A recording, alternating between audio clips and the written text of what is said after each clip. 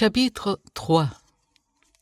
À cause de cela, moi, Paul, le prisonnier de Christ pour vous, païens, si du moins vous avez appris comment je fais part de la grâce de Dieu qui m'a été confiée pour vous, c'est par révélation que j'ai eu connaissance du mystère sur lequel je viens d'écrire en peu de mots.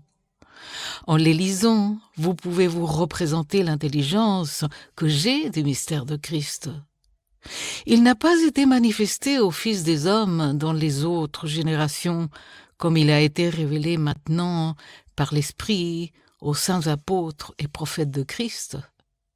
Ce mystère, c'est que les païens sont co-héritiers, forment un même corps et participent à la même promesse en Jésus-Christ par l'Évangile, dont j'ai été ministre selon le don de la grâce de Dieu qui m'a été accordé par l'efficacité de sa puissance.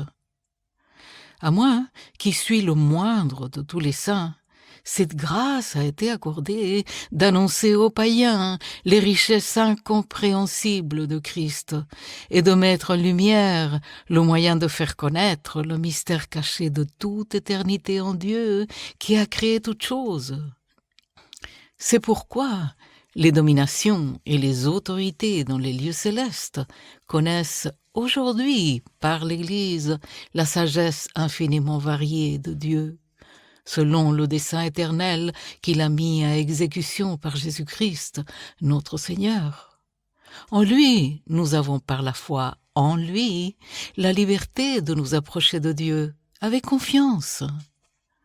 Aussi, je vous demande de ne pas perdre courage à cause des afflictions que j'endure pour vous. Elles sont votre gloire. À cause de cela, je fléchis les genoux devant le Père, de qui toute famille dans les cieux et sur la terre tire son nom, afin qu'il vous donne, selon la richesse de sa gloire, d'être puissamment fortifié par son esprit dans l'homme intérieur, en sorte que Christ habite dans vos cœurs par la foi, étant enraciné et fondé dans l'amour, que vous puissiez comprendre avec tous les saints quelle est la largeur, la longueur, la profondeur et la hauteur, et connaître l'amour de Christ, qui surpasse toute connaissance, en sorte que vous soyez remplis jusqu'à toute la plénitude de Dieu.